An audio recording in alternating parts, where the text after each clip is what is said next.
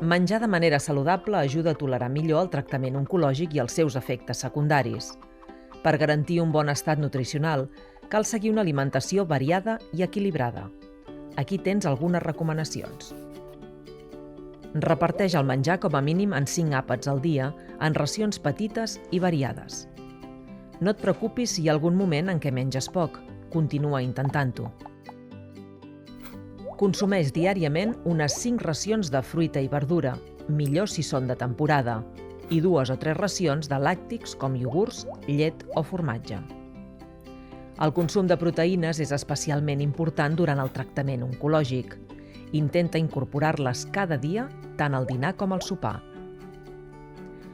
Poden ser ous, carn, peix o proteïnes d'origen vegetal com la soja.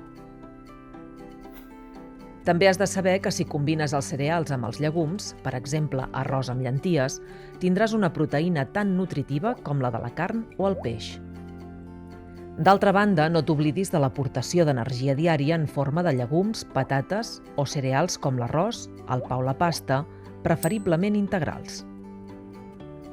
És fonamental que estiguis ben hidratat. Beu uns 2 litres cada dia. Pots beure aigua, infusions, sucs o brous.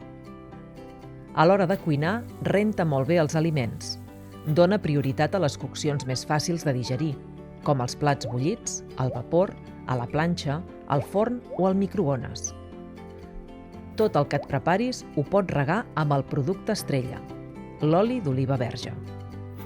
Un bon truc que et serà molt útil és intentar tenir plats elaborats a la nevera per aquells dies en què tinguis menys gana o energia. És essencial reduir la ingesta de tot allò que no et nodreix. Limita els aliments ultraprocessats, rics en sucres afegits, sal i greixos saturats, i evita el consum d'alcohol i tabac. Et farà sentir més bé fer exercici físic moderat cada dia. T'ajudarà a no perdre massa muscular, i millor si el practiques en companyia. Podràs compartir els sentiments que vagin apareixent. Tot plegat per millorar la tolerància als tractaments, per mantenir-se fort, per reduir el cansament, per millorar al màxim la qualitat de vida. I com que cada persona és diferent, si tens cap dubte, consulta el teu especialista.